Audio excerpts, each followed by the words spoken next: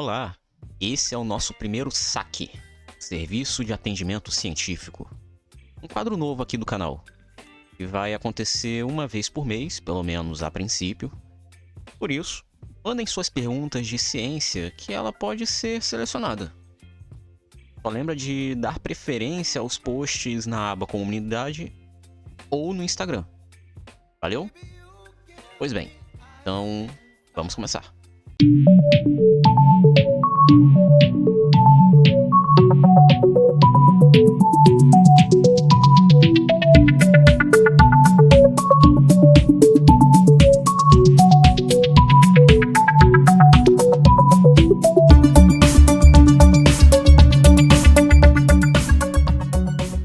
Antes de mais nada, já peço para você deixar aquele like nesse vídeo e se inscrever se não for inscrito.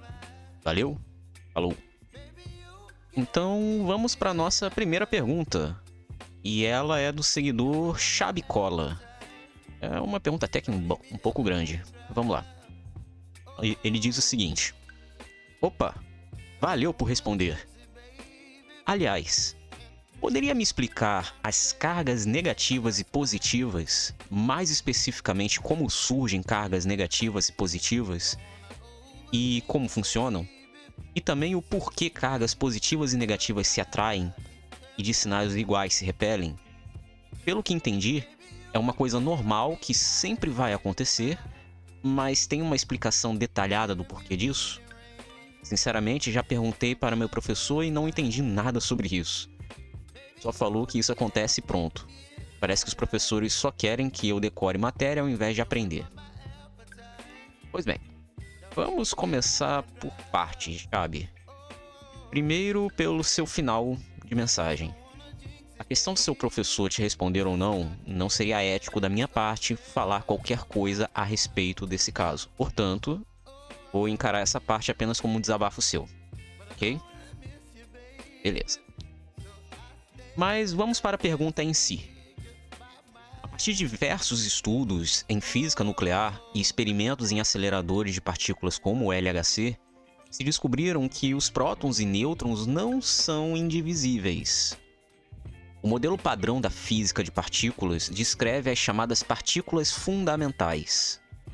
E nós podemos dividir elas em três partes: os quarks, os leptons e os bósons. E acredite, os prótons e nêutrons não se encontram em nenhuma delas. Pelo menos não completos. Os elétrons, por outro lado, são leptons. Então são partículas fundamentais.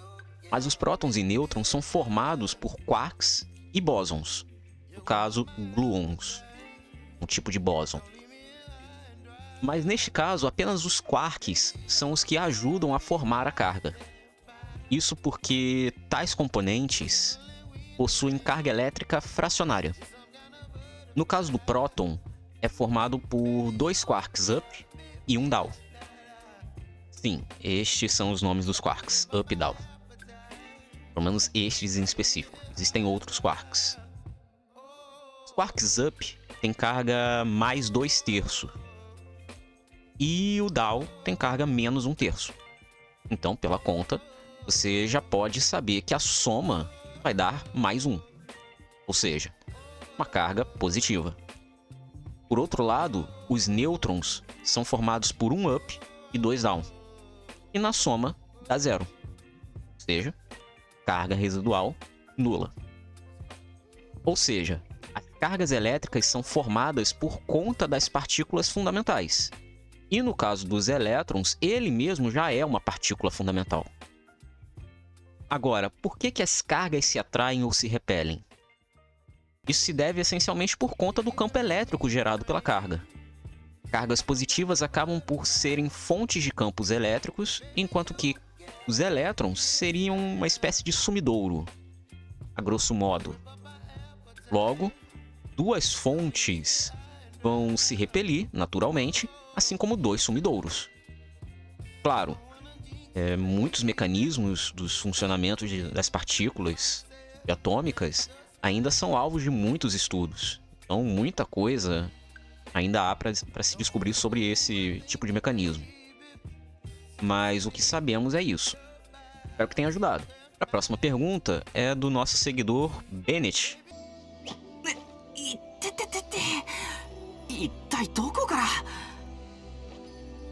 Que está sempre presente nas nossas lives de Genshin, aos sábados e domingos, hein?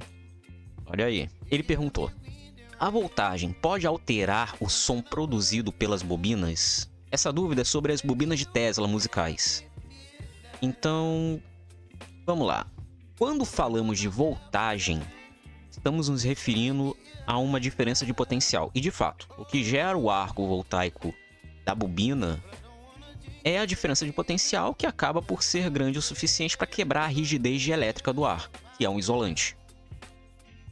No caso das bobinas musicais, para alterar a frequência sonora do raio, o que se faz é alterar, por meio de códigos, a corrente elétrica e, por consequência, a diferença de potencial e o campo magnético ao redor das bobinas.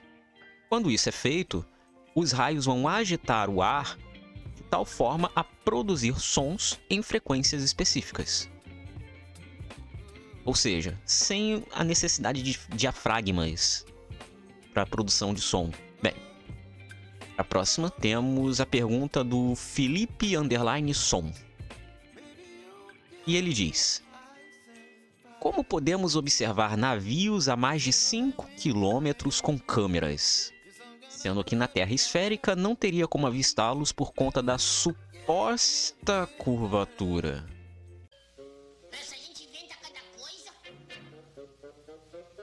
Então, né? Vamos então explicar isso. Acontece que existe um pequeno problema conceitual na sua pergunta, Felipe. Objetos ópticos não criam imagens do nada. Eles apenas mostram aquilo que já está lá. Eles vão ampliar a nossa visão. Vão dar um zoom. Como nós já conhecemos bem. O que acontece é que a nossa visão, por possuir um raio de alcance limitado, assim como um ângulo de abertura também limitado, não vai observar a mais de 5 km de distância com nitidez. Isso por melhor que sua visão seja. A luz proveniente do objeto será desviado pela câmera, permitindo que você veja o navio ampliado. Mas ele não apareceu milagrosamente na imagem. Ele sempre esteve lá. Você só não conseguia ver. Se o objeto estivesse oculto, como muitos terraplanistas afirmam, atrás de uma muralha que seria a curvatura da Terra, a luz seria barrada e, inevitavelmente, nem com câmeras você conseguiria enxergar. Para ver o barco novamente, seria necessário então que o observador ocupasse uma posição mais elevada ou se aproximasse do barco, beleza? Pois bem, e nosso último comentário é do grupo exclusivo oficial e mais um número de CPF no final. Sério, por que o nick de vocês tem uma sequência de números no final? Não sei. Enfim, ele diz: faz um vídeo do cientista russo que enfiou a cabeça no acelerador de partículas. Vai ser tri. Carinhas rindo. Tá bom, né? Ele se refere ao Anatoly Burgoski, um cientista russo que foi realizar uma manutenção em um acelerador de luz síncrotron, assim como o Sirius aqui no Brasil, sabe? E acidentalmente o acelerador foi ligado. Houve um erro e o acelerador se ligou, enquanto ele estava com a cabeça lá dentro. Ele foi exposto a uma quantidade absurda de radiação que entrou pela parte de trás da cabeça e saiu pelo nariz. E apesar de todas as análises médicas, ele sobreviveu. Mas não sem sequelas, né? Ele teve parte esquerda do seu rosto completamente paralisada, perdeu a audição no ouvido esquerdo e sofre atualmente de convulsões.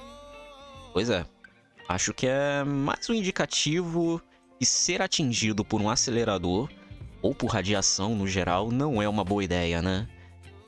E você não vai virar um super-herói e nem o Danny Phantom. Mentiroso! E é isso. Esse foi o nosso primeiro saque. Espero que tenham gostado. Lembra de curtir, se inscreve se não for inscrito. E lembra de ativar o sininho para não perder nada também. Além disso, fique atento que logo logo devo começar a selecionar as próximas perguntas. Então já prepara a sua. Tamo junto. E em té.